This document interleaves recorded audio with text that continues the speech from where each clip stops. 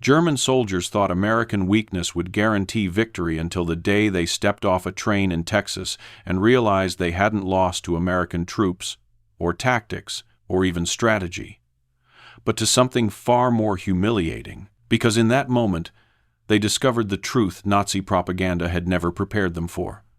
The enemy they mocked as soft and decadent possessed an industrial power so overwhelming, so casual, so effortlessly abundant, that it made Germany's 1,000-year Reich look like a nation scraping by in the Dark Ages. Electricity in every farmhouse, food overflowing from trains, factories that produced more in a day than entire German regions could produce in a month.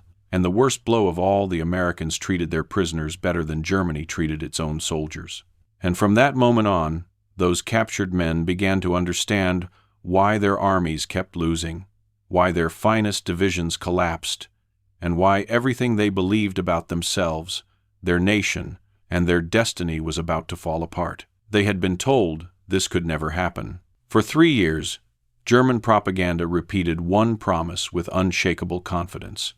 The Afrika Korps might bend, might bleed, might be pushed to the edge, but it would never break. The men who served under Rommel were the finest soldiers the Reich had produced, hardened by desert heat, masters of maneuver, heirs to a military tradition that stretched back to Frederick the Great. And then, in May 1943, the desert fell silent. Columns of dust no longer came from advancing panzers, but from tens of thousands of exhausted German soldiers raising their hands in surrender. Officers who had sworn they would pull the trigger before letting themselves be captured now stood in lines stretching to the horizon, waiting for American military police to tell them where to go. It didn't look like defeat.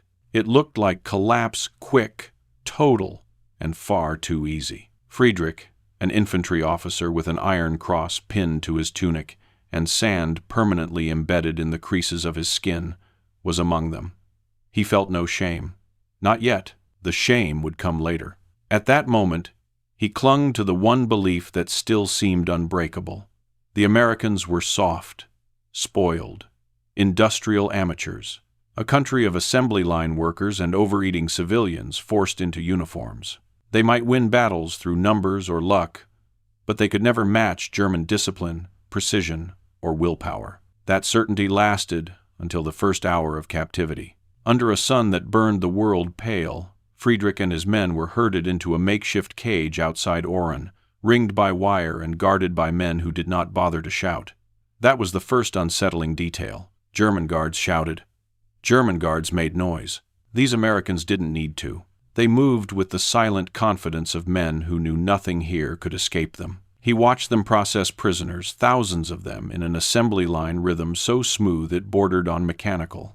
Photographs, fingerprints, medical checks, identity cards filled out in perfect, textbook German by officers who spoke the language as if they had been trained for this moment years in advance. Friedrich couldn't decide what unnerved him more, their efficiency or the implication behind it. This wasn't improvisation. This was preparedness for numbers on a scale the German High Command had never admitted possible. As he waited for his turn in line, he told himself it didn't matter. Let the Americans be efficient. Let them be polite. Let them act civilized. It was all surface. Underneath, they were still the country German radio mocked as disorganized and divided. They were amateurs pretending to be a great power. Then came the food. A soldier handed Friedrich a metal tray piled with white bread, not the dark, dense loaves rationed back home, but soft slices that tore apart at the lightest pull. Real coffee. Its smell richer than anything brewed in the desert. A slab of meat thick enough for a holiday meal. Butter. Sugar. A piece of fruit so fresh it looked unreal beneath the desert sun. Friedrich hesitated. This was a trick. A performance. Something staged for the newly captured to soften them up, to make America look generous. Propaganda in edible form. But when he lifted the bread, he saw the stamp on the crate from which it had been taken. Standard U.S. Army ration. Not special. Not staged. Not unique. Standard. The implication hit harder than any artillery blast he had lived through. If this is what they give to prisoners, what in God's name are they giving to their own soldiers? He ate slowly, methodically, trying to memorize the taste as if it were a dream he would wake from at any moment. Around him, men who had survived minefields, tank assaults, and weeks of starvation warfare stared into their trays, struggling to reconcile two truths that could not coexist. Germany was supposed to be the disciplined, efficient, iron-willed nation. America was supposed to be the weak one. Yet here, behind barbed wire, the roles felt inverted. Friedrich looked at the American medics working through the lines, the guards speaking calm German, the admin teams sorting thousands of prisoners without strain, and for the first time since Tunisia, he felt something he did not dare name, a small, cold seed of doubt. If this was the enemy at rest, what would the enemy, at full strength, look like? He would find out sooner than he imagined. Friedrich had expected punishment. What he received instead was transportation swift, silent, and disturbingly professional. Before dawn, American guards marched thousands of prisoners down to the Algerian docks. The air tasted of salt and diesel. A cluster of gray hulls waited offshore, identical silhouettes rising like monuments to a kind of industrial confidence the Germans had not yet understood. The guards called them Liberty ships. Ever. The nickname sounded optimistic, almost childish, the kind of name a nation with too much self-esteem might give its toys. Then Friedrich got close enough to touch one. The ship wasn't elegant like a German-built vessel. It wasn't even handsome. Its plates were welded fast, its lines blocky, its seams rough. It looked like something assembled in a hurry by workers who cared more about speed than craftsmanship. But that was precisely what unsettled him. War, as the Germans practiced it, depended on skill. Master machinists, precision tools, craftsmen who spent weeks fitting a tank's armor plate or milling engine parts to exact tolerances. Germany prized mastery. America, by contrast, didn't seem to care about that. It cared about volume. A rumor circulated among the POWs waiting on the pier. One of these ships had been built in under 5 days. 5 days to construct a vessel large enough to cross an ocean. 5 days for something Germany would have spent months perfecting. Friedrich dismissed it. Impossible. Surely a lie. Or American exaggeration. But when he climbed the gangway and saw the interior, a warren of standardized components, repeating patterns of the same bolts, the same pipes, the same joints, it felt less like a ship and more like a product. Something stamped out, not crafted. Mass production made visible. Once the Germans were locked below decks, the ship lurched into motion. The vibration of its engines thrummed through the steel like the heartbeat of a giant. In the dim belly of the vessel, men settled into cramped cots stacked 4 high. They were expecting hunger, fear, the dread of U-boats waiting in the Atlantic. That wasn't what came. Instead came the food. 2 American sailors descended the ladder with trays, and a smell rolled through the hold, rich, warm, shocking in its familiarity. Real meat, fresh bread, coffee. The same items Friedrich had tasted in Oran, but now prepared in quantities that made his mind reel. The sailors served the prisoners quickly, efficiently. No insults, no theatrics, just trays filled with the kind of rations German soldiers only dreamed about. The prisoners ate in silence, stunned. Weeks of desert starvation had trained their bodies to seize calories like treasure. But what happened next froze them mid-bite. A sailor barely older than 18 sat on a crate near the galley door, chewing a steak. When the ship rolled and he lost his appetite, he stood, frowned, and tossed half the meat into a waste bucket. Not because it was spoiled, not because anyone had told him to, simply because he didn't want it anymore. A ripple went through the hold. Another sailor threw away 2 slices of bread, untouched. A third poured out an entire mug of coffee, grumbling that it had cooled too quickly. A fourth dumped milk down a drain because it had sat out a little too long. As well, Friedrich felt the hair rise on his arms. In Germany, children scraped crumbs into jars. Mothers lined up for hours for margarine. Soldiers fought over half-finished tins of meat. Rats in supply depots fattened on what hungry men would have killed for. Here, food was discarded like it meant nothing. He had never seen anything more insulting or more terrifying. The humiliation did not come from the waste itself. It came from what the waste meant. A nation that threw away food like this wasn't wealthy. It was inexhaustible. If America could treat its trash with more abundance than Germany treated its elite troops, then the war was being fought on two very different battlefields, one with rifles and tanks, and another with factories and farms operating at a scale the Reich had never imagined. During the crossing, the sailors, friendly, oblivious to the existential crisis unfolding below, sometimes chatted with the prisoners.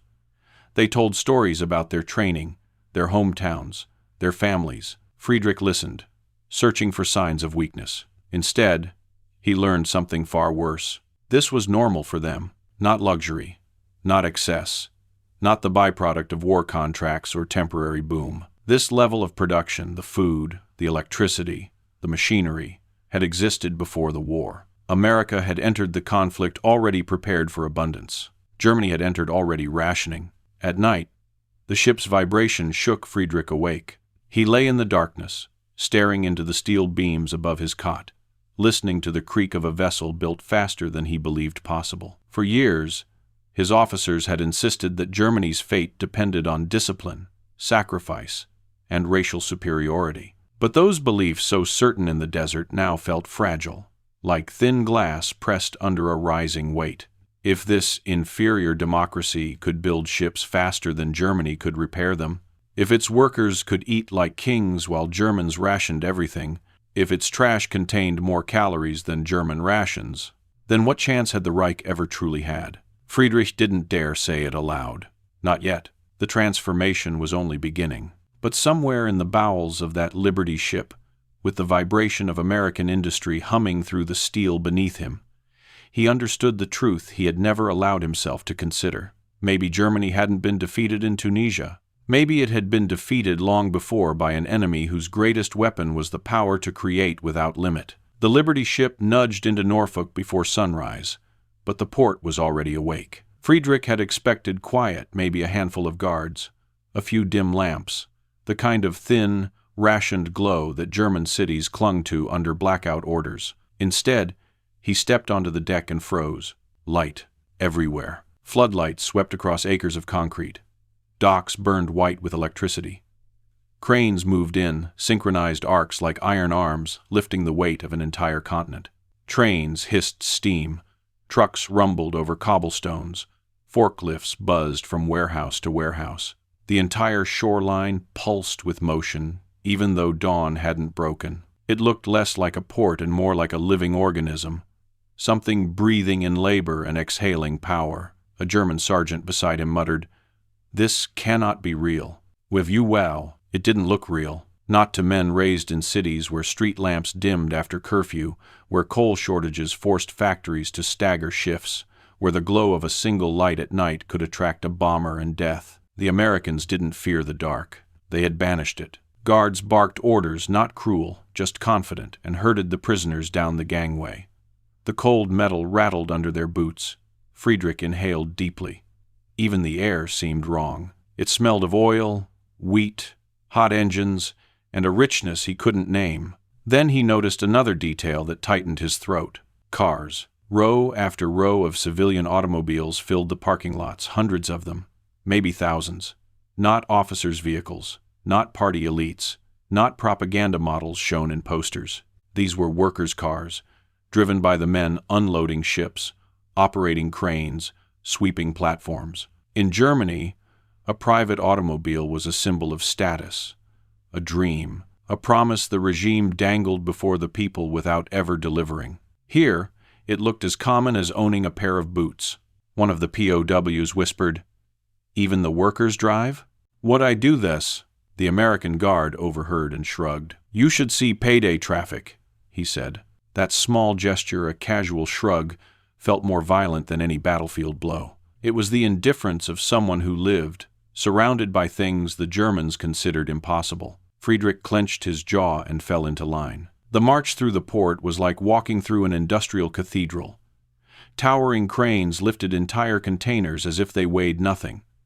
Conveyor belts moved cargo in continuous streams. Dozens of ships loaded and unloaded at once, hardware, grain, trucks, fuel drums, all flowing with a rhythm that didn't falter. A clerk standing on a metal platform held a clipboard. He watched the prisoners pass, checked a box, and called out, 4,000 processed by noon. Keep them moving. End quote. 4,000 by noon. Germany struggled to process a fraction of that number even in peacetime. Friedrich felt his stomach tighten. If this was the scale of American logistics during ordinary operations, what would their war machine look like when pointed directly at the Reich? But the true blow came when they reached the trains. Every prisoner expected wooden cattle wagons, the infamous 40 and 8 cars Germany used across Europe. 40 men, or 8 horses, packed so tight you had to stand to breathe. That was how Germany transported its own soldiers. That was how they transported prisoners of every nation they conquered. Instead, on the tracks stood gleaming passenger coaches, Pullmans, carriages with padded seats and polished handrails, large windows that stretched nearly the length of the car, step stools placed by porters so even wounded men could climb easily. It was obscene, a distortion of reality. Even officers in the Reich could not expect this level of comfort. As Friedrich stepped toward the first car, an American sergeant scratched his head apologetically. "Air conditioning's on the fritz," he said. "We'll get it fixed once you're settled." Well, and air conditioning for prisoners. In a nation fighting a global war, Friedrich didn't know whether to laugh or vomit. He sank into a padded seat, barely believing the softness beneath him. Around him, men sat rigid as statues. No one spoke. No one had words. The train lurched forward. Norfolk faded behind them, replaced by forests, fields, towns, and an unbroken ocean of light. Even after nightfall, America refused to go dark. Friedrich pressed his forehead to the window. What he saw gnawed at every belief he had ever held. Small towns, glowing as bright as Berlin before the bombings. Street lamps running the length of entire roads. Factory windows blazing at midnight. Machinery still in motion. Homes with light in multiple rooms, as if electricity cost nothing. A corporal near him whispered, "This must be a special route. A show. They're hiding the real America from us." Okay, but then came the rural stretches, farmland rolling endlessly, yet still dotted with electric lines, pumps, illuminated silos, neon signs advertising diners and gas stations. Germany's countryside lived in the 19th century. America's countryside lived in the future. The train stopped once late at night for water and coal. The prisoners watched men working under bright lamps as if they had stolen a piece of daytime. Machines scooped coal, pumped water, lubricated bearings. No shouting, no chaos, just efficiency. One POW, formerly an engineer, murmured, "They automate everything, even what we do by hand." "One," another whispered, "if this is what civilians use, what do their armies have? Where use? They've really intenders." Friedrich didn't reply. He couldn't. His throat felt tight, his chest hollow. The night outside the window wasn't dark enough to hide the truth anymore. The Reich had raised him to believe that Germany represented the pinnacle of modernity, discipline, and industrial power. But the more miles the train devoured, the more obvious the inversion became. Germany wasn't the future. America was. Light after light after light, towns, factories, homes, rail yards, poured truth into the carriage like a flood washing away lies. No speech from Goebbels could compete with a single American city burning through electricity as if it grew from the soil. Friedrich leaned back in his seat and shut his eyes. He could still smell the Liberty ship's waste bucket. He could still taste the bread that had been standard ration. Now he had seen the country responsible for such excess. Each revelation carved deeper into him, shaping a new, terrifying realization. Everything he had believed about America was wrong, and if that was true, what else in his world had been a lie? The train pushed deeper into the glowing continent, and for the first time in his military life, Friedrich felt not fear, not anger, but something far more dangerous, a growing sense that Germany had never stood a chance. By the time the train finally braked, 3 days had passed in a blur of motion and electric light. Friedrich expected the illusion to end now. Surely the rest of America, the real America, waited beyond the station platform. The trains had been too comfortable, the towns too bright, the factories too alive. This had to be the point where the curtain fell and the stage tour ended. Instead, the nightmare continued. They were marched toward a sprawling compound of wooden barracks, arranged with mathematical precision across the Texas earth. Not flimsy huts, not shacks hammered together from war scraps. These buildings stood straight and clean, with roofs that didn't sag and walls that didn't warp under the sun. Each row aligned perfectly with the next, like a diagram drawn by an engineer rather than a prison architect. The gate swung open with a metallic sigh, and then Friedrich saw something that turned his stomach. A row of electric lights burned inside the perimeter. Not lanterns, not oil lamps. Electric bulbs, bright, steady, indifferent to the setting sun. Germany fought to keep the lights on in its cities. Entire districts went dark after factories drained the grid. Blackout orders plunged neighborhoods into fear each night. Yet here, in a camp for enemy prisoners, electricity flowed freely, flickering behind windows as if American generals had decided that even their captives deserved a standard of living higher than the Reich could provide for its civilians. A young lieutenant beside Friedrich muttered, "Why waste this on us?" "Rettering," no one answered, because there was only one truth, and it was more humiliating than any insult an American could have spoken. To America, this wasn't waste. This was normal. The prisoners were assigned to their barracks, long wooden structures with bunks arranged in rows. Friedrich walked inside and stopped dead. Real mattresses, clean sheets, windows that actually opened, ceilings high enough to stand under without bowing your head. And most incredible of all, at the far end of the building, a door leading to a washroom tiled in white, with sinks that gleamed, pipes that hissed with running water, and showers that produced, he tested it with his hand, hot water. Hot. Not warm. Not lukewarm. Hot. He had not felt water like that since before the desert. Around him, men who had survived years of war stared at the showers with expressions of confusion, awe, and something bordering on shame. They were prisoners. They were supposed to suffer, to feel their defeat in their bones. Instead, the United States had built facilities better than many rural German households, and the insult didn't end there. They were marched next to the infirmary. If the barracks shocked them, the medical building broke them. Inside lay an array of equipment that looked more suited for a university clinic than a POW camp. X-ray machines, sterilizers, cabinets filled with medicines they hadn't seen since 1941, and drawers labeled with American pharmaceutical brands the Germans barely recognized. A German army surgeon captured with Friedrich walked in circles, touching each instrument with disbelief. "This is impossible," he whispered. "We ration bandages, we ration sulfur drugs, we improvise with battlefield scraps.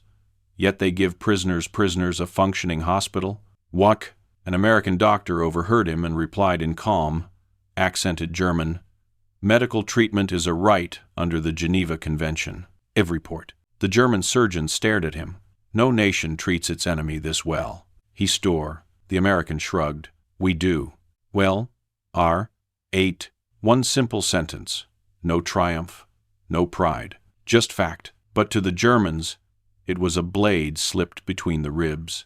Because the regime that had promised them superiority had never shown this level of humanity, not even toward its own. Friedrich's first meal in the camp delivered the next blow.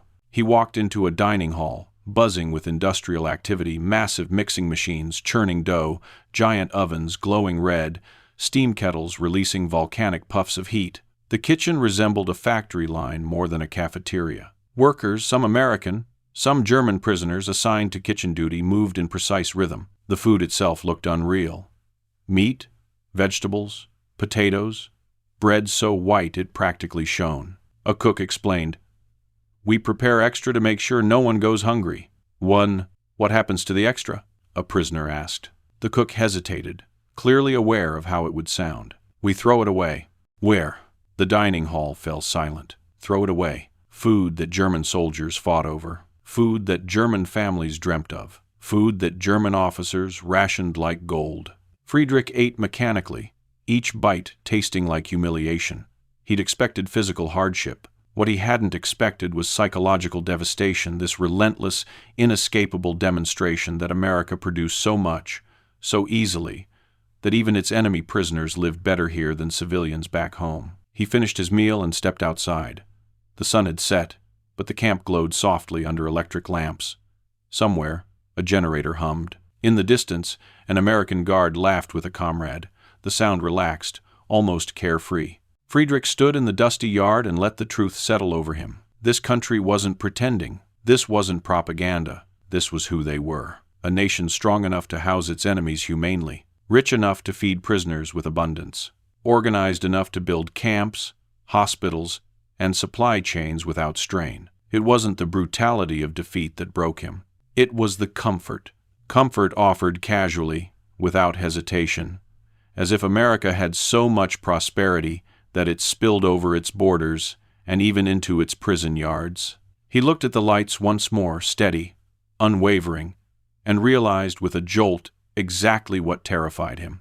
If this was how America treated men who had tried to kill them, then what unimaginable strength did they reserve for their own forces? The camp was not a prison. It was a revelation. And revelations are far more dangerous than walls. The camp itself had been enough to shake them. But America was far from finished. Within a week, Friedrich found his name on a roster posted outside the mess hall.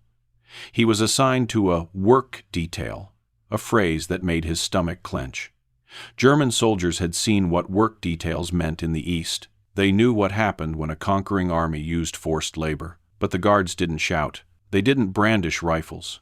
They didn't even look angry. "Load up," one said simply, tapping the side of a flatbed truck. The prisoners climbed aboard, bracing themselves for humiliation. Instead, the truck rolled out of the camp and into a landscape that defied everything they thought they knew about the world. Fields. Endless fields.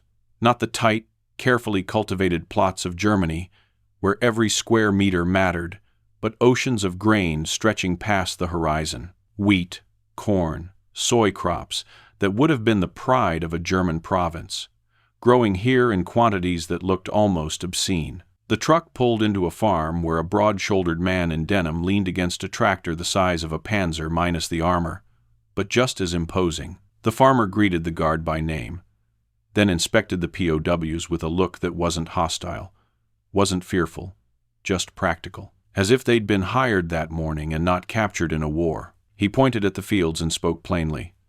"You boys help harvest. I'll treat you right." Atta blows. Friedrich stared at him, unable to process the casual normality of it.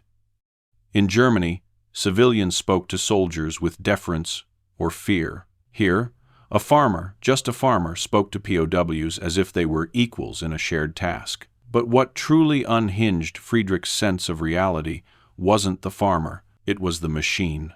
The tractor roared to life with a deep, mechanical growl. As it moved, attachments lifted, chopped, separated, and collected grain in a single motion that should have required dozens of workers. Friedrich watched the machine make a pass across the field, cutting a path longer than a German farm was wide. "How many men does that replace?" a POW whispered. The farmer overheard him and laughed. "That old model? Maybe 50. My new one will do twice that."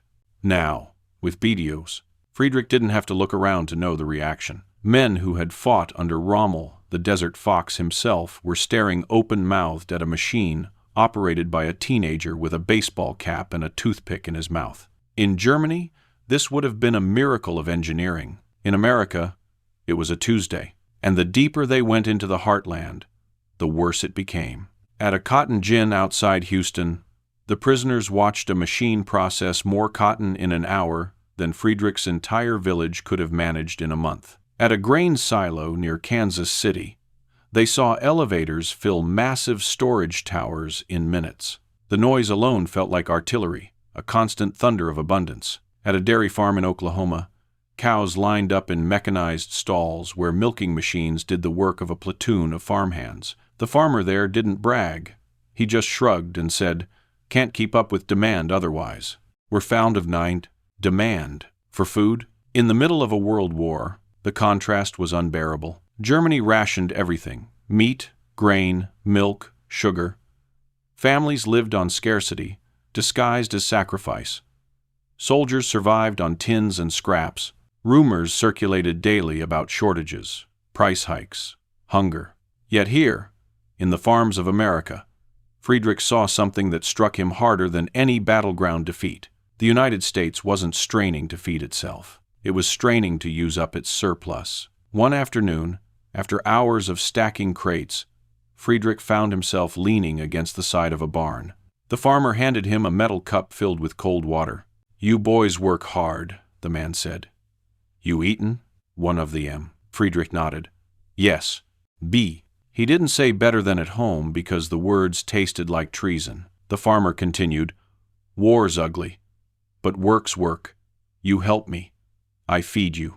Fair's fair." Was one fair? The concept felt foreign. The regime he served viewed fairness as weakness.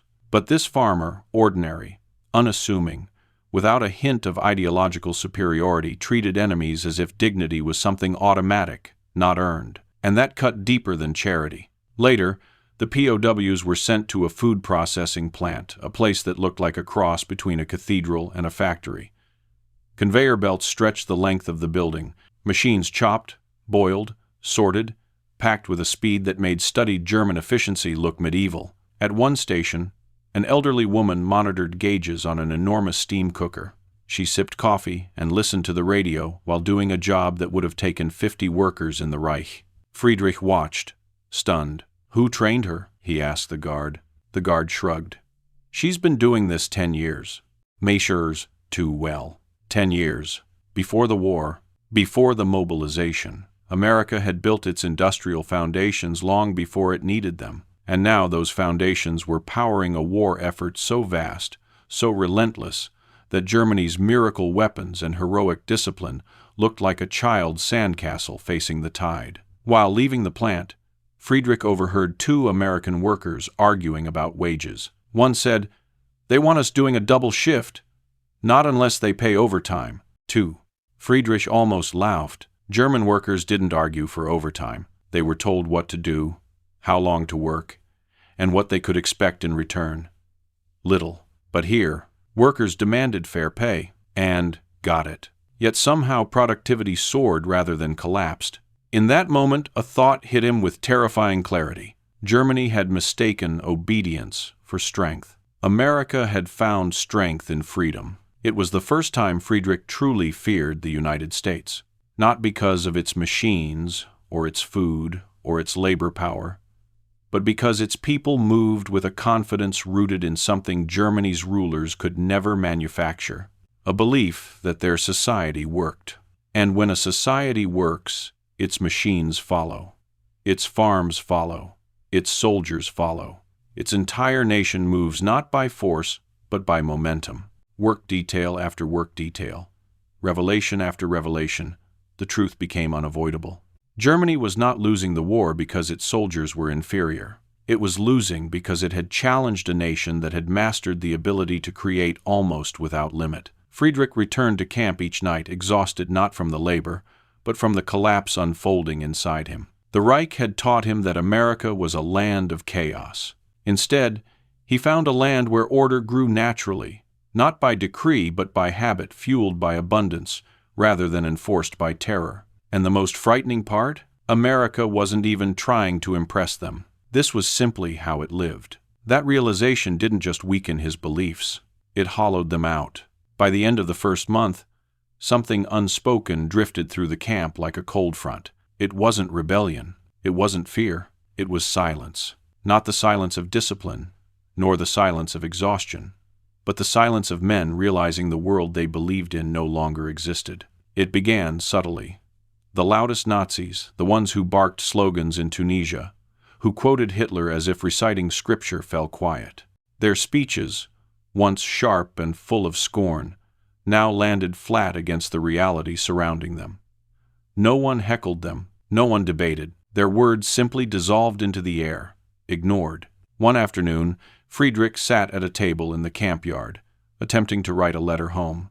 He stared at the blank page until the lines blurred. What could he say? That America was not the decadent shell the party described? That the enemy fed him meat every day? That he slept on a mattress softer than anything he had owned in Berlin? None of it made sense. Not to him. Not to the ideology that shaped him. A sergeant from his old company approached. "Haven't seen you argue lately," he said quietly. Friedrich gave a weak smile. "Hard to argue with what's right in front of you." End quote. The sergeant nodded, then leaned in. "Have you noticed Miller?" He started. Müller, the camp's most committed Nazi, a man who once threatened to beat a fellow prisoner for speaking ill of Goebbels. Müller now sat alone under a tree, staring at the dust as if it were whispering secrets. No rants, no slogans, just vacancy. "What happened to him?" Friedrich whispered. "He got assigned to the sawmill last week." "That is quite rive." Friedrich raised an eyebrow. The sergeant continued, voice low. "He watched one machine cut more lumber in an hour than an entire German factory cuts in a day. He said nothing the whole ride back. Where wage? It was happening everywhere. A private who once preached about German efficiency was sent to a dairy farm. He returned shaken after watching a machine milk 60 cows simultaneously. A corporal assigned to a canning facility stopped eating for a full day after seeing an elderly American woman control a production line with the flick of a switch. Each work assignment wasn't labor. It was revelation, a slow demolition of the mental scaffolding that held their ideology upright. But the real fracture point arrived during an evening discussion group inside the barracks. The men often debated quietly, cautiously hoping to piece together some explanation for what they were witnessing. That night, a former mathematics teacher named Braun stood up. He wasn't a Nazi. He wasn't political. He was simply a man who believed numbers didn't lie. He held up a small notebook. "I've been keeping track," he said. The barracks fell silent. "I worked at the grain elevator near Kansas City," Braun continued. "Do you know how much wheat they moved in one afternoon?" "Just of Krive." Someone shrugged. "A few tons?"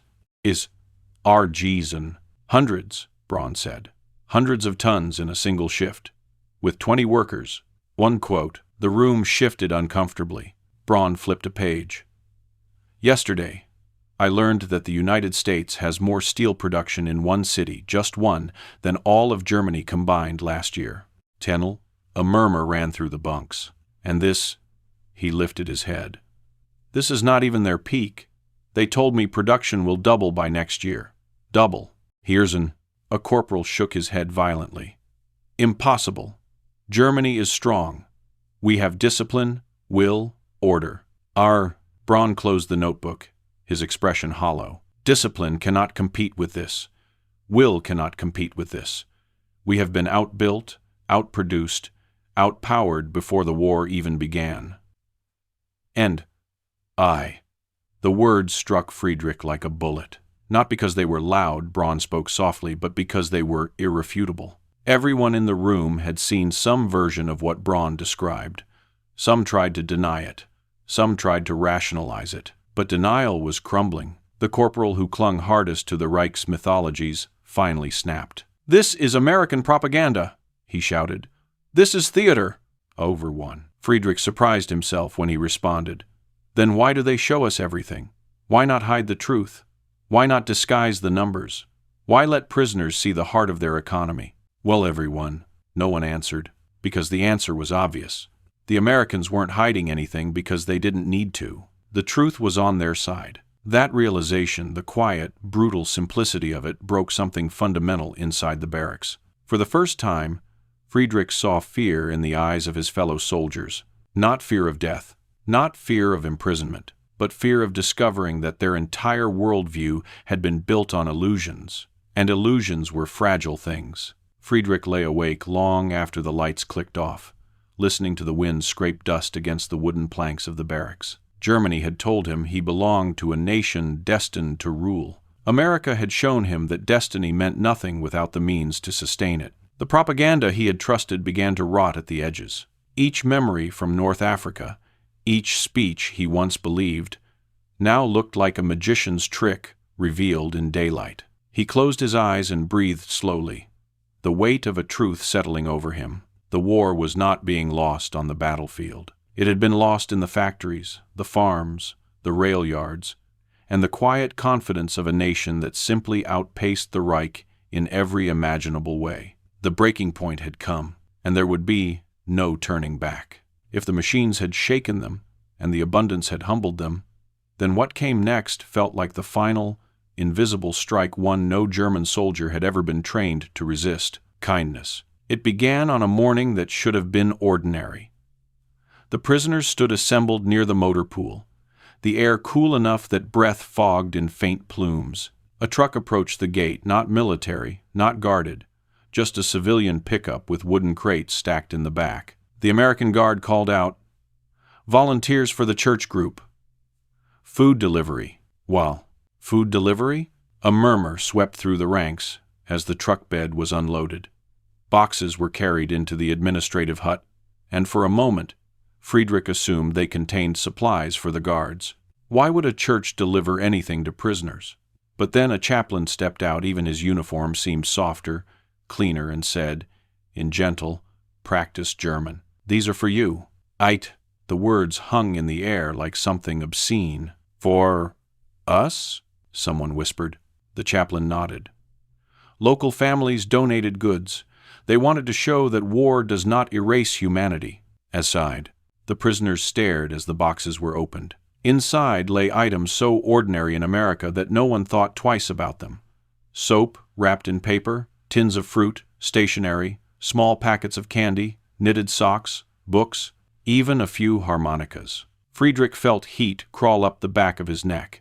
This wasn't generosity, it was an attack on every doctrine he had been fed.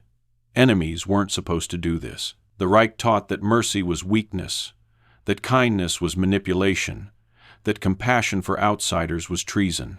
But here, in a dusty camp in Texas, civilians were giving their time and goods to men who had sworn to conquer their nation. And the worst part? There was no performance to it. No propaganda officer taking photographs. No lecture, no threat, no sermon.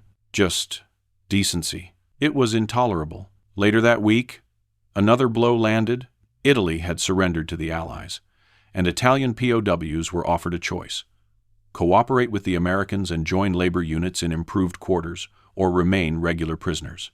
Most chose cooperation, and the German prisoners watched, stunned, as their former allies were issued better uniforms, given wider freedom of movement, even invited into town to eat in American restaurants. One German corporal hissed, "Traitors." Aten, but Friedrich watched the scene with a hollow ache. The Americans weren't punishing the Italians for switching sides. They weren't humiliating them. They weren't torturing them into loyalty. They were rewarding them with dignity. It felt like an acid poured onto the steel of Nazi ideology, not burning, corroding. That corrosion deepened in December, when the camp prepared for Christmas. Germany's winters had always been brutal: cold homes, thin rations, dark streets. But here, decorations appeared as if summoned overnight. A tree was erected in the main hall. Candles, real candles, were distributed. The kitchen announced a special holiday meal for the prisoners. Holiday meal? For enemies?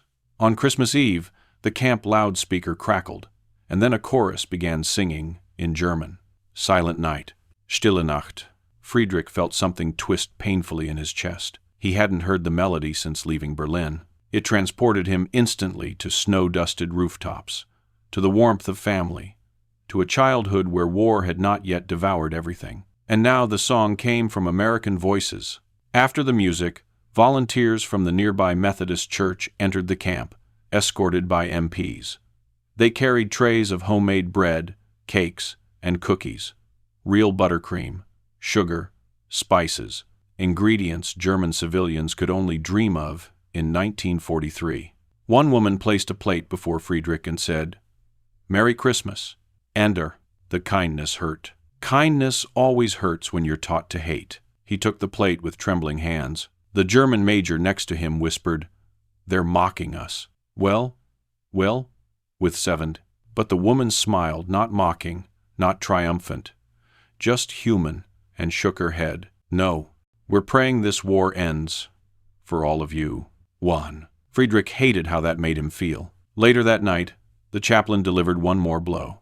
Each prisoner received a small parcel: razor blades, tobacco, candy, sometimes even a paperback book, all donated by American families. One prisoner wept openly, not from gratitude, but from humiliation, the humiliation of realizing that the enemy had treated him with more dignity in 6 months than his own government had in 6 years. The final fracture came during a winter storm. A young German private collapsed from fever. He was delirious, shaking, half-conscious. Under German command, he would have been left to recover or die. Resources were rationed, and soldiers were expendable. But here, American medics carried him to the infirmary. They placed him on a clean bed.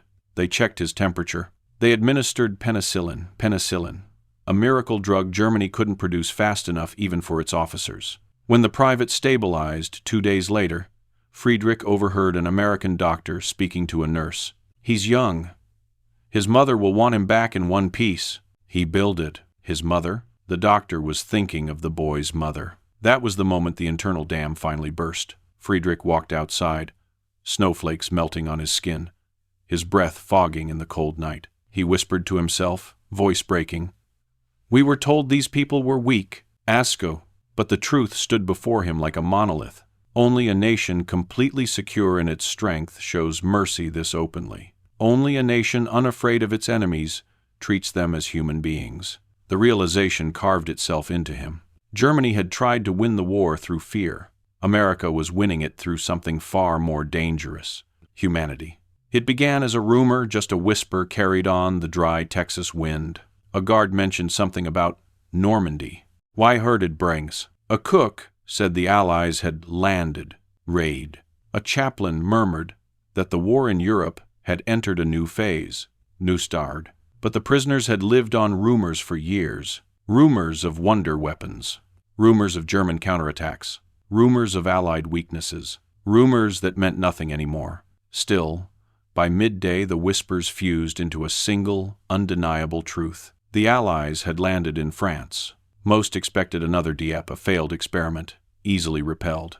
But that illusion evaporated seconds after the camp projector flickered to life. The POWs gathered in the hall, shoulders tight, breaths shallow. An American officer set up the film reel without saying a word. The silence was worse than any speech. Then the screen brightened. The first image hit them like a physical blow. Ships, not dozens, not hundreds, thousands. A floating city of steel stretched from horizon to horizon, all moving with the calm inevitability of a tide. Friedrich leaned forward in his seat, heart pounding. He wasn't alone. Every man in the room sat frozen, some with fists clenched, others with lips parted in silent horror.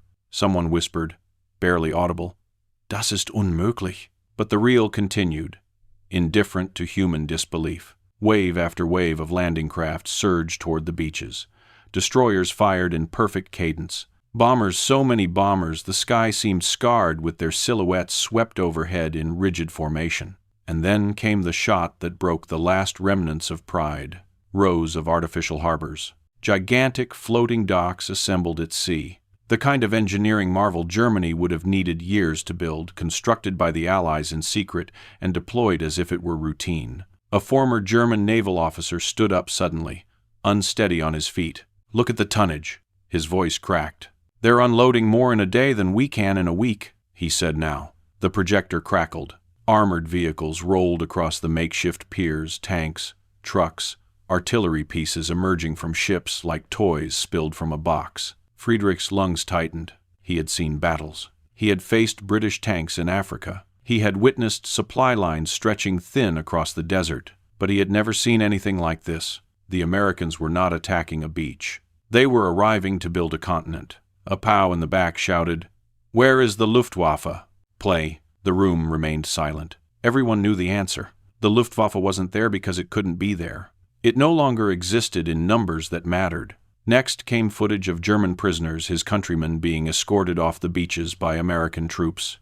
Men who had been told they were the last bulwark against the West. Men who had been promised reinforcements, miracle weapons, salvation. Men who now walked with their hands raised, their faces numb. Friedrich felt a slow, suffocating pressure behind his ribs. A truth he had resisted for almost a year finally crystallized. This war was never a contest of courage. It was a contest of capacity. And Germany had walked onto the field outnumbered before the first bullet was fired. The film reel ended. Lights flickered back on. No one moved. The American officer cleared his throat. "There will be more footage tomorrow," he said simply. He might as well have announced the Reich's funeral. On the way back to the barracks, the men walked in total silence. Not the tense, waiting silence of soldiers anticipating orders. Not the disciplined silence of men preparing for hardship. This was the silence of realization. Friedrich felt it spreading through the ranks like frost. They had never stood a chance. Not against this. Not against a nation that could summon an armada out of thin air. Not against a country that could turn the ocean itself into a supply line. Inside his barrack, Friedrich sat on the lower bunk, elbows on his knees, hands trembling. He whispered the words that no German soldier had dared speak aloud. "Wir sind nicht besiegt worden. Wir waren bedeutungslos." We were not defeated. We were outmatched from the start. His sergeant sat beside him slowly. "What does it mean for us?" he asked. Friedrich stared at the wooden floorboards. "It means the war is ending," he said. "And when it does, whatever comes after will not be shaped by Germany." 18-9. The sergeant swallowed hard. "Then who shapes it?" "I'm 7. Friedrich closed his eyes, hearing the echo of the Armada, the thunder of Allied bombers, the roar of American factories stretching from coast to coast. "Those who can build this," he whispered. "Those who can move the world when they choose to." The camp projector flickered again 2 weeks after D-Day, but this time the guards' expressions were different. There was no neutrality in their posture, no casual professionalism, only a kind of heavy stillness, as if they were about to show the prisoners something that cost them a part of themselves. Friedrich sensed the shift instantly. Rumors had been circulating, ugly ones. Stories of camps in the East, of mass graves, of cruelty so vast that even hardened veterans dismissed it as Allied propaganda. But propaganda never made the Americans stand this quiet. The lights dimmed, the projector hummed, and then the first image hit the screen. Not armies, not tanks, not the grand machinery of war. Bodies, emaciated, stacked, abandoned like things rather than people. A gasp tore through the room. No discipline could suppress it. An American cameraman spoke in the footage, his voice tight. "This is what we found when we opened the gates." Quote, the POWs shifted in their seats. A few leaned forward as if proximity would make it less terrible. Others recoiled. Friedrich felt his throat close. The next shot showed prisoners still alive, if the word alive even applied. Skin stretched like paper over bones, eyes too large for their sockets. Men who looked older than the war itself. A German POW in the front row whispered, "What camp is that? Russia? Poland?" "Weller." The American officer spoke for the first time. "Germany," he said. The word dropped like a stone. "Impossible," someone hissed. "Allied actors. Fabrication." 22. But the reel continued. Liberated prisoners spoke German. Their uniforms, what remained of them, were German camp issue. Their guards were German. The signs on the gates were German. And then came the footage that shattered the last line of ideological defense. German soldiers guiding Allied medics through the barracks. German officers explaining the procedures. WWII blind German documents, stamped, numbered, organized with the same precision Friedrich once admired in the Wehrmacht. No sloppy forgery. No staged performance. Just evidence. Relentless. Undeniable. A POW stood up, shaking violently. "My brother served near Poznan," he said. "He said those stories were enemy lies." "ISIS." Another shouted, voice cracking. "Turn it off! Turn it off!" "I'm Stewart." The Americans didn't. Because this was not punishment. It was truth. The footage shifted again to piles of personal belongings, sorted into boxes. Children's shoes, mother's coat buttons, a teddy bear, missing an eye. Friedrich stared at the screen, tears stinging the corners of his vision. He clenched his fists so tightly his nails drew blood. He had believed in Germany, believed in order, believed in duty, believed the Reich was harsh, yes, but purposeful, disciplined, righteous in its brutality. He had never believed this. The film ended abruptly. No narration, no explanation, just darkness. The lights flickered back on, and the prisoners blinked through the sudden brightness. No one spoke. Even the guards remained still, as if the room itself were grieving. Finally, an American lieutenant stepped forward. He looked exhausted. "This is not easy for us to show," he said quietly. "But you must understand what your government has done. What was done in your name." A German officer, once proud, once unshakable, rose to his feet. His voice trembled. "No, not in our name. We never knew." Disquiet freecast. The lieutenant didn't argue. He didn't need to. The silence in the room was admission enough. Another POW whispered, almost to himself, "If this is what Germany became, what were we fighting for?" "He stores." Friedrich closed his eyes. He felt something collapse inside him, not a belief, not an idea, but a piece of himself he thought unbreakable. He saw marching. He saw parades. He saw medals pinned on proud chests. He saw the speeches, the flags, the promises of destiny and greatness. And now he saw what lay behind them. Not glory, not sacrifice, not noble struggle. Rot, cruelty, a darkness so vast it swallowed every justification he had ever whispered to himself. When he finally opened his eyes, Friedrich realized with cold clarity. He was no longer a German soldier. He was simply a man trying to understand how he had become part of something monstrous. The projector was still humming, the screen still blank, but for the first time since captivity began, no prisoner dared to move. They hadn't just lost a war. They had lost the illusion that they were fighting for something worthy. And once an illusion shatters, it cannot be rebuilt. After the screening, the camp changed not because the Americans ordered it, but because the prisoners no longer recognized themselves. The loud barracks became quiet. The defiant arguments died. Even the committed Nazis walked differently, as if trying to avoid their own shadows. Friedrich felt the shift most clearly in the classroom. Yes, classroom. What had begun as a small reading group in the corner of the rec hall grew rapidly into something else, a structured program. Lectures, books, discussions. The Americans called it education, but to the prisoners, it felt more like surgery, carefully cutting away the rotted tissue of ideology to see what might heal underneath. One morning, a guard entered the barracks carrying a stack of English primers, dictionaries, and a blackboard. "Volunteer teachers are on the way," he said simply. "Teachers?" a POW asked. "For us?" "Aye. For anyone who wants to learn." 7-2. It stunned them. German officers hesitated, wary of propaganda. But the guards didn't pressure anyone. They simply left the books on a table and walked out. Within an hour, the table was surrounded. The first class was small. Friedrich, a chemist from Hamburg, a former machinist from Munich, 2 farmers, and shockingly a lieutenant who once bragged about his loyalty to the Reich. The American instructor, a university professor before the war, entered with chalk and a gentle smile. He did not mention Nazism. He did not mention guilt. He did not lecture them about democracy. He started with a sentence. "Language is the beginning of understanding. 1. Go. B." Friedrich repeated the word silently. Understanding. The concept felt foreign, dangerously foreign. As weeks passed, the classes expanded.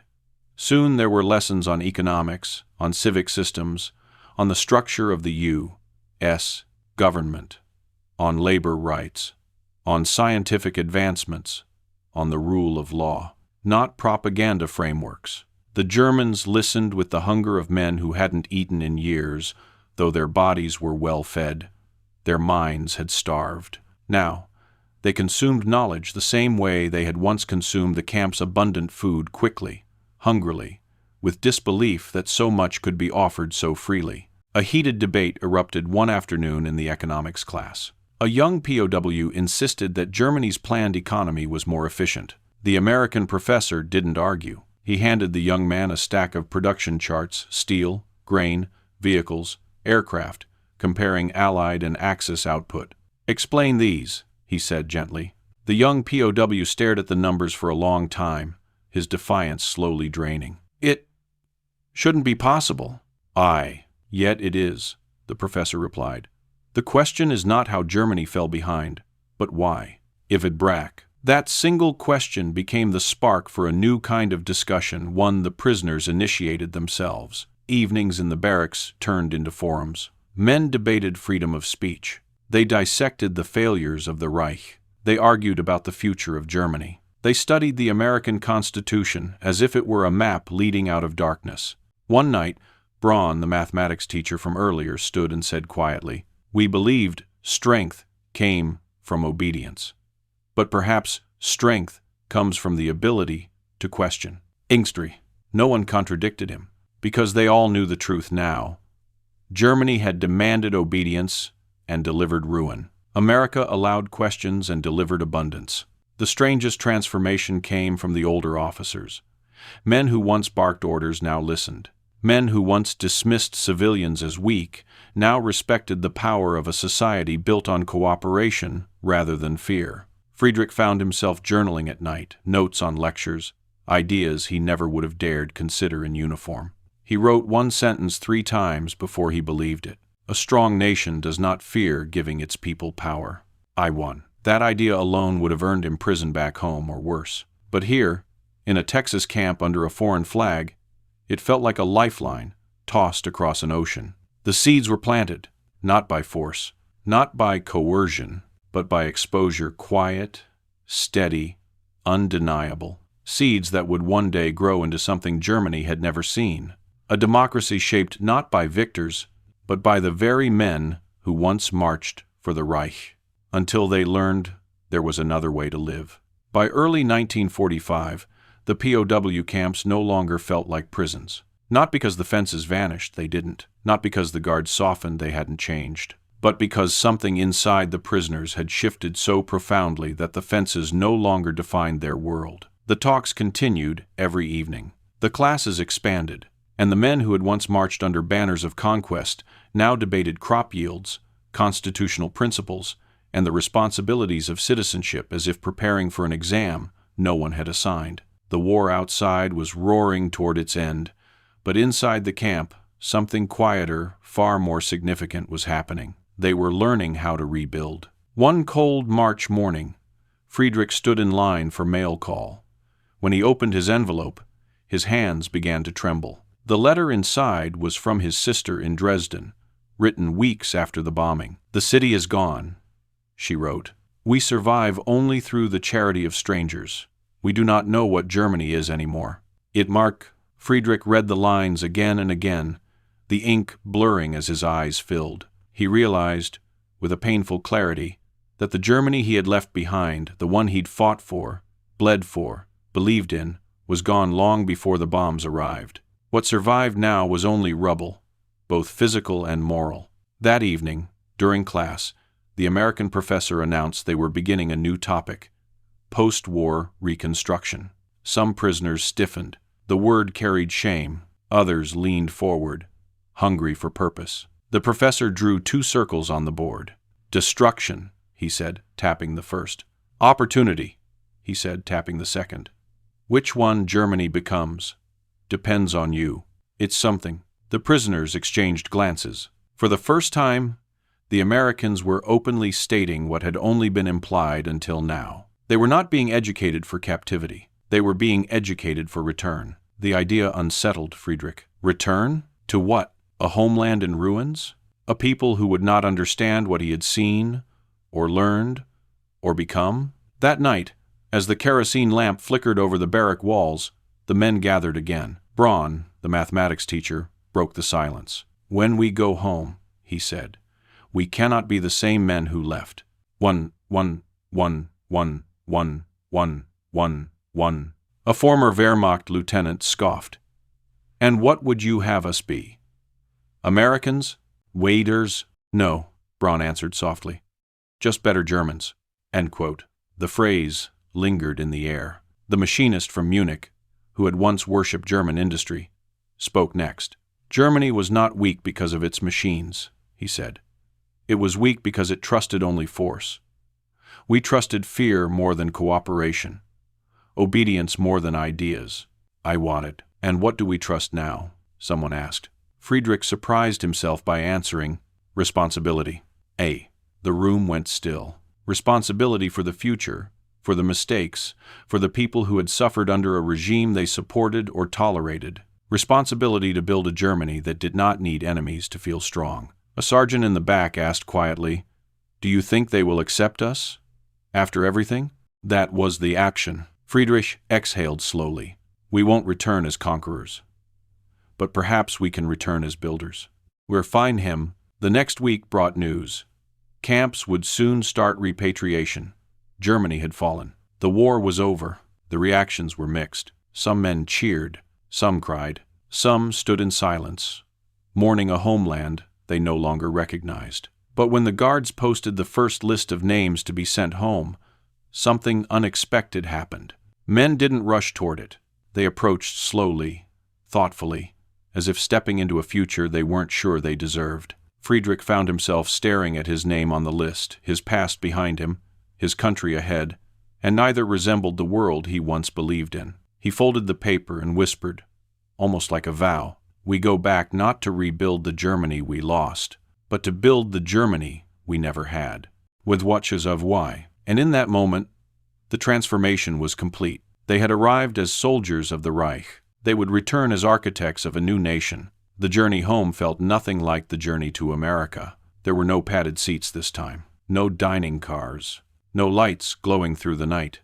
The ship that carried them across the Atlantic ran with half the hum of a Liberty vessel, its corridors dim, its steel cold.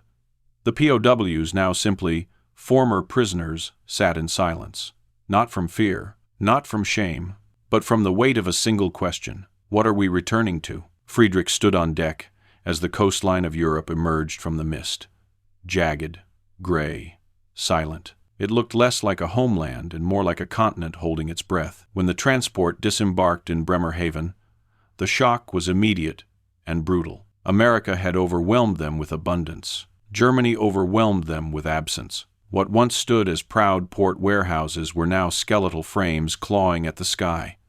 Streets that had bustled with markets lay buried under broken brick. Trains sat derailed and rusted, their wheels half buried in rubble. Children, thin, pale, wary, watched the returning men as if they were strangers. Maybe they were. Friedrich's boots crunched over glass as he walked through what had once been his country. The air itself felt different, heavy, stagnant, as though even the wind struggled to move through the ruins. A woman approached him, her face worn by exhaustion. "Were you with the Wehrmacht?" she asked. He nodded slowly. She studied him with eyes that were neither angry nor welcoming, just hollow. "If you have food," she said, "share it." One eyes. Not a greeting, not a demand, a plea. Friedrich reached into his pack and handed her a bar of American soap and 2 tins he had saved from the transport. She accepted them as if receiving relics. He walked on, stunned by how instinctive the gesture felt. Months earlier, he would have dismissed such requests with arrogance. Now, it felt like duty. The landscape grew only more brutal, the deeper he traveled. Factories lay gutted, their machinery stripped or melted by firestorms. Villages he remembered as quiet and orderly had transformed into makeshift settlements of scavenged timber and warped metal. Rivers carried the smell of destruction. When he finally reached the outskirts of his hometown, Friedrich stopped in his tracks. The street where he had grown up no longer existed, just a scar of cratered earth and collapsed walls. An old neighbor, limping heavily, recognized him. "You survived," the man wheezed. "Yes," Friedrich answered. "Then make it worth it," the neighbor said. "We have nothing left but what we build again." With WWII. It was not welcome. It was not comfort. It was truth. That night, Friedrich found a corner of a ruined home still standing and sat beneath the fractured rafters. The stars above seemed colder than the ones he remembered in Texas. But the silence, Germany's silence, was louder than any American factory. He took a slow breath. America had shown him abundance. Germany now showed him need. And between those two extremes, he realized his purpose: to carry what he had learned into a land that had forgotten how to hope. In the months that followed his return, Friedrich worked with hands that no longer trembled at ruins. He cleared rubble from roads. He rebuilt roofs with scavenged timber. He taught children, thin, wide-eyed children who had never known anything but war, how to read the books he had brought back from America. But the hardest work wasn't physical. It was convincing his own people that another Germany was possible. At first, they resisted. How could they not? They saw only devastation. They remembered only suffering. They clung to despair as tightly as they once clung to the propaganda that led them there. But Friedrich had something most Germans did not. He had seen a functioning society. He had lived inside abundance. He had tasted equality, real equality, served on cafeteria trays and taught in makeshift classrooms. Every time a neighbor asked, "What future can we possibly have now?" Friedrich answered, with the same quiet conviction, "A future we build ourselves, differently this time." Slowly, others joined him. Former POWs once scattered across Texas, Oklahoma, Louisiana, returned to towns and villages across Germany, carrying the same invisible imprint. They spoke of democratic institutions not as theory, but as something they had lived under. They spoke of fairness not as weakness, but as strength. They spoke of responsibility not as burden, but as rebirth. And, remarkably, people listened. In ruined marketplaces, they debated how to reorganize councils. In burned-out schools, they reopened classrooms. In churches with shattered windows, they planned new local governments. It wasn't America rebuilding Germany. It was Germans, shaped by America, rebuilding themselves. The Marshall Plan accelerated the transformation, but its seeds had been planted earlier in POW camps, where education flowed more freely than hatred, where the victors chose to teach instead of punish. Friedrich often wondered why. Why had the Americans offered mercy when vengeance would have been easier? Why had they fed prisoners as generously as their own soldiers? Why had they taught democracy instead of imposing it? He found the answer one autumn evening, years later, while visiting a friend in Frankfurt. Across the Rhine, rebuilt factories hummed. Children played near rows of new apartments. Farmers transported harvests from modernized fields. Germany was alive again, not restored, but reinvented. His friend asked, "Do you ever regret being captured?" Well, Friedrich looked out over the city, his city, and felt the weight of the past settle into something he could finally carry. "No," he said softly, "because captivity was the first time I saw freedom." 7. He realized then that America's greatest victory had not been the defeat of the Wehrmacht or the destruction of the Nazi state. It was this: turning enemies into students, students into witnesses, witnesses into builders, builders into citizens of a new Germany, a Germany that would stand beside its former enemy as an ally, a Germany that would one day anchor the peace of Europe, a Germany born not out of conquest, but out of correction and humility. Friedrich closed his eyes, listening to the hum of the rebuilt city. This was the legacy of the POWs, not their suffering, but their transformation. And history would remember that the men who returned from America did not bring treasure or weapons or secrets. They brought ideas. And ideas, unlike empires, do not fall. When those German prisoners stepped onto American soil in 1943, they thought they were entering captivity. They never imagined they were stepping into the future. And as they returned home carrying new ideas, new convictions, and a new vision for what Germany could become, they reshaped not only their own nation, but the fate of Europe itself. Now, I want to ask you something. If you were one of those soldiers captured, broken, then shown a world completely different from what you believed, do you think you would have changed? Would you have held on to the ideology you were raised in? Or would the reality you witnessed have rewritten you too? Tell me in the comments, which moment in this story hit you the hardest and why? I read every reply. And your perspective helps shape the next forgotten war story we tell.